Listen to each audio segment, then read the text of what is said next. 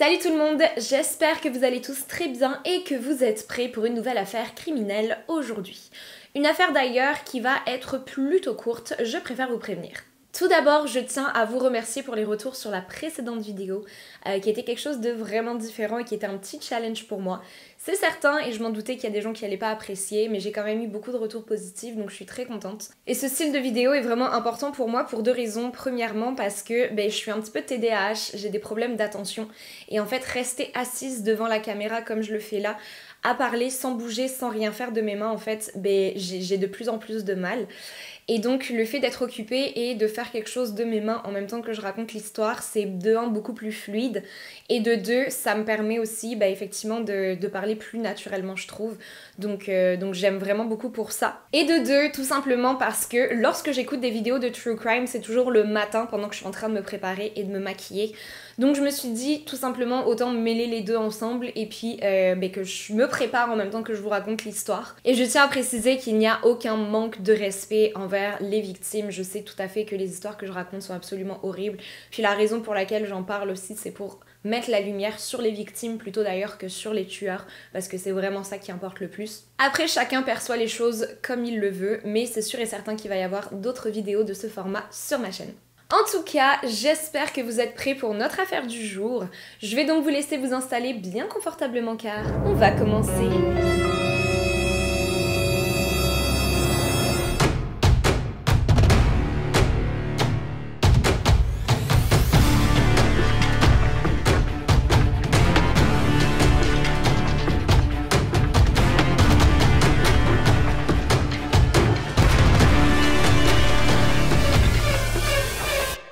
Le 20 avril de l'année 1990, dans l'état de l'Utah aux États-Unis, la petite Cory Dardine voit le jour. Son père, Ronald Dardine, est un Californien travaillant dans la construction, et il y a extrêmement peu de détails connus sur sa mère, Lisa Dardine.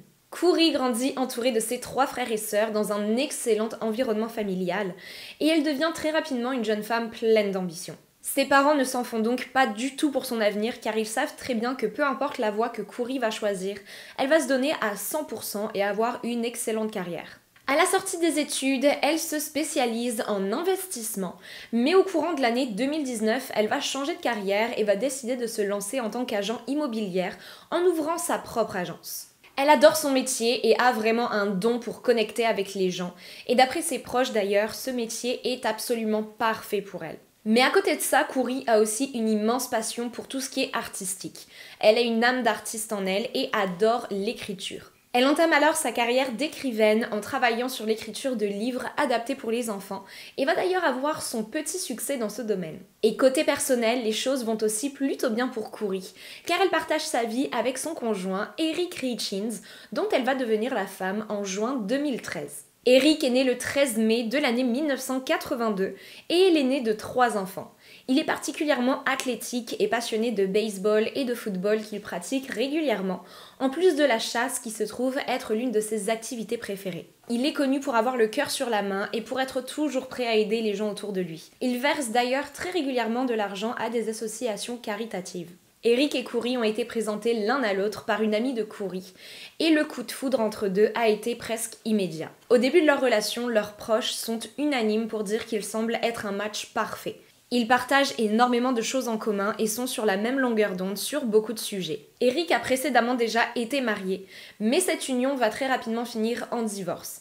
Et même si au début il n'avait aucunement l'envie de se marier de nouveau, sa rencontre avec Cory va lui faire complètement changer l'image du mariage qu'il avait et va lui donner l'envie de sauter de nouveau le pas. Après leur union, le couple s'installe dans la municipalité de Francis, dans l'Utah toujours, et très vite leur famille s'agrandit car ils donnent naissance à 3 enfants. 3 petits garçons. Les années passent et les choses semblent se passer à merveille pour la petite famille. Le couple gagne extrêmement bien leur vie et offre une qualité de vie incroyable à leurs 3 enfants. Les garçons sont inscrits dans une école extrêmement bien réputée. Les Richins voyagent dès qu'ils en ont l'occasion et leurs réseaux sociaux sont remplis de photos d'eux, semblant totalement heureux et ayant toujours le sourire. Mais leur vie va totalement basculer le 4 mars de l'année 2022, lorsque Cory appelle les secours en panique totale. Ce jour-là, Cory avait conclu une très grosse vente au sein de son agence immobilière et le couple comptait bien fêter cela. Le soir venu, Kouri a préparé elle-même des cocktails qu'elle a apportés directement à son mari Eric, qui se trouvait à ce moment-là déjà dans le lit conjugal. Elle est ensuite allée mettre les enfants au lit dans l'espoir qu'ils s'endorment très rapidement pour qu'elle puisse célébrer sa vente, mais malheureusement pour elle, le petit dernier avait du mal à trouver le sommeil. Elle s'est alors allongée à côté de lui et a fini par s'endormir. À son réveil, elle a réalisé que plusieurs heures venaient de s'écouler.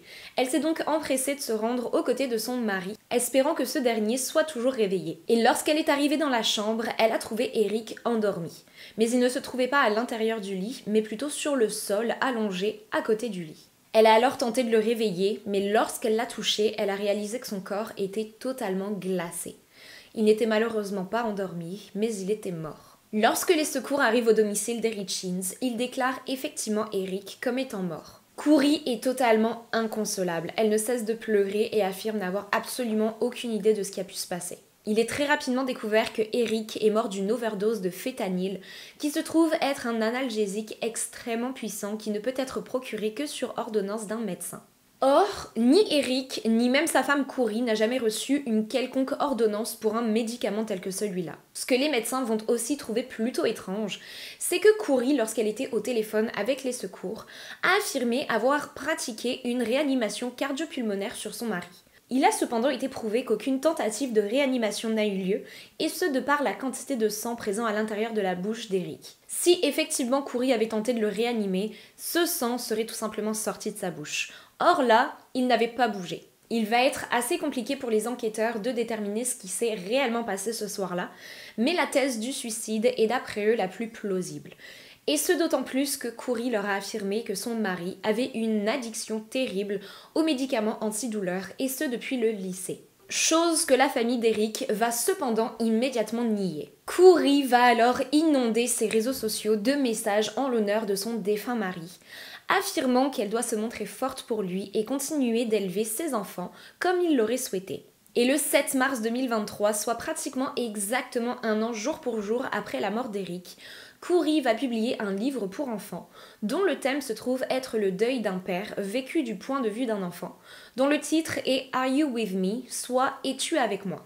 Et dans ce livre, elle explique que malgré l'absence physique d'Eric, ses enfants savent très bien qu'il se trouve toujours là auprès d'eux et les supporte dans absolument tout ce qu'ils entreprennent. Kouri va alors se rendre sur des plateaux télé pour parler de son parcours et du fait que ce livre lui a été inspiré par ses expériences personnelles extrêmement traumatisantes.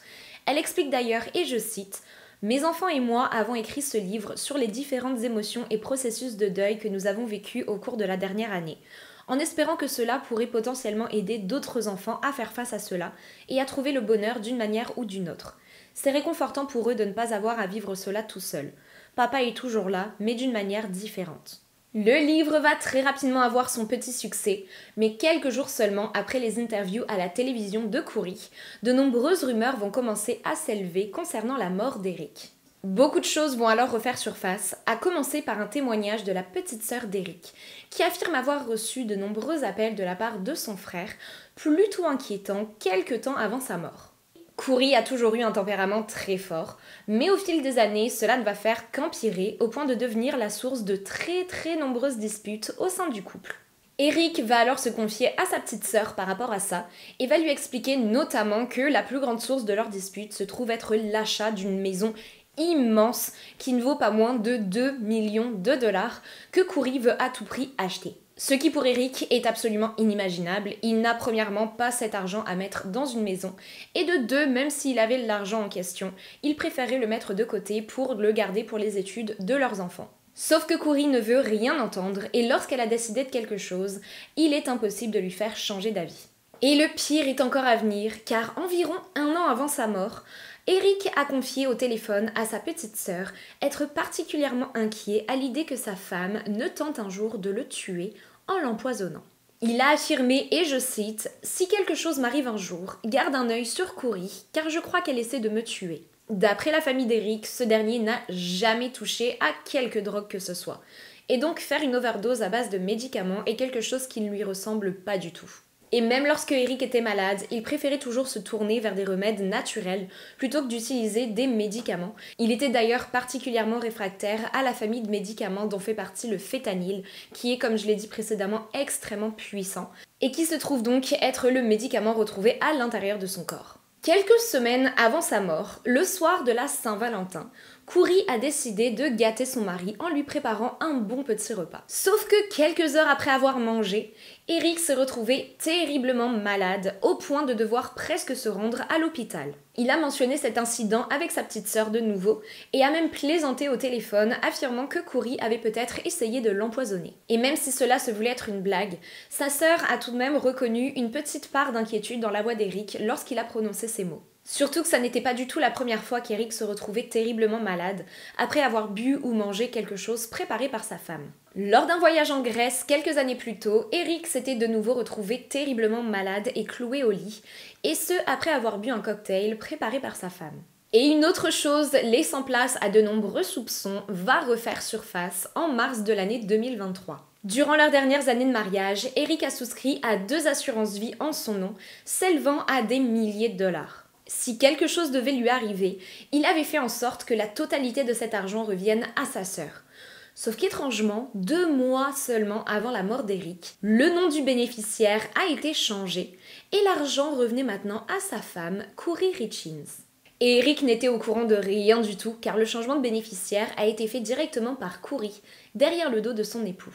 Et ça n'était malheureusement pas la première fois que ce genre de choses arrivait, car depuis l'année 2016, Kouri avait pour habitude de voler de l'argent directement sur le compte de son mari, et même parfois d'imiter la signature de ce dernier sur certains documents officiels, et ce notamment pour l'ouverture d'un prêt s'élevant à 250 000 $, ouvert donc sous le nom d'Eric, et ce sans même le consulter. Bref, plus les semaines passent, plus de nouvelles choses terriblement inquiétantes refont surface concernant Kouri. Et les policiers en charge de l'affaire de la mort d'Eric commencent de plus en plus à se dire qu'il ne s'agit peut-être pas là d'un suicide, mais bel et bien d'un meurtre.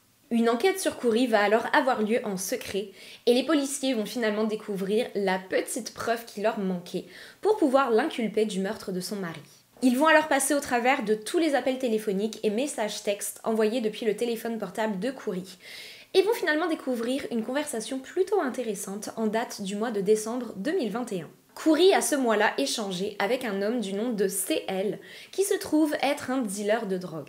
Et lors de cette conversation, Kouri lui demande s'il lui est possible de se procurer des pilules d'hydrocodone qui se trouve être un analgésique narcotique.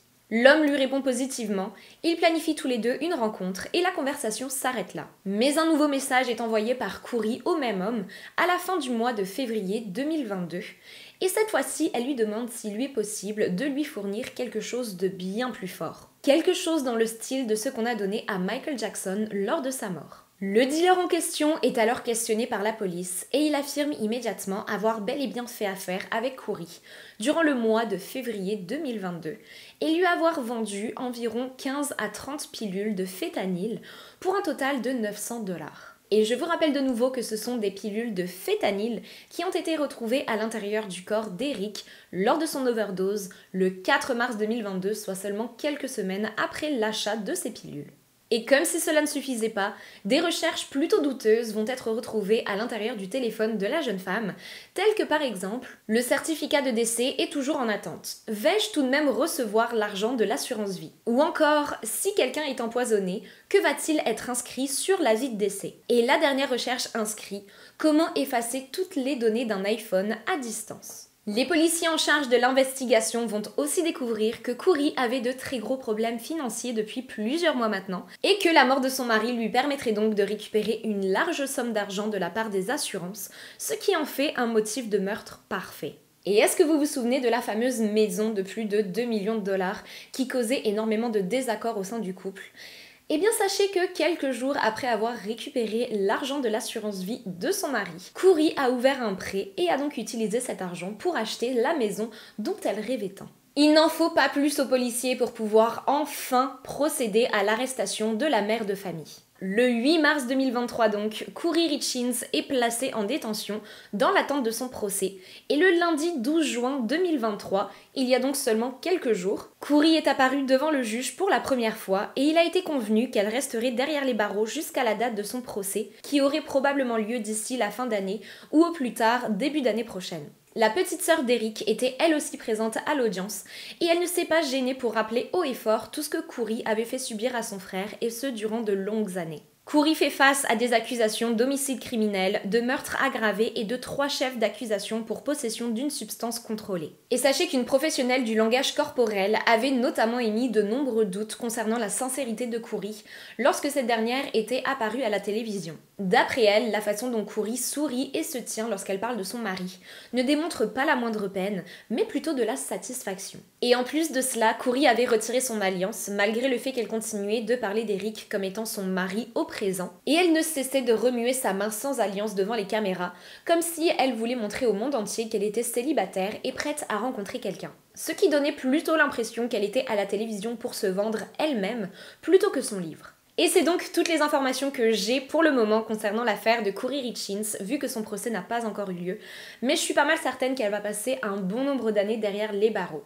Soyez assurés que je vais vous revenir avec plus de détails lorsque le procès aura effectivement eu lieu, et en attendant, j'ai bien hâte de savoir ce que vous avez pensé de cette affaire. N'hésitez donc pas à me laisser vos avis sur cette affaire en commentaire, et si ça n'a pas encore été fait, n'oubliez pas de laisser un petit j'aime sur cette vidéo, de vous abonner à ma chaîne et d'activer la petite cloche pour être informé des futures publications de mes vidéos. Merci comme toujours d'avoir été présent et je vous dis à très bientôt pour d'autres histoires toutes plus glauques les unes que les autres. Bye!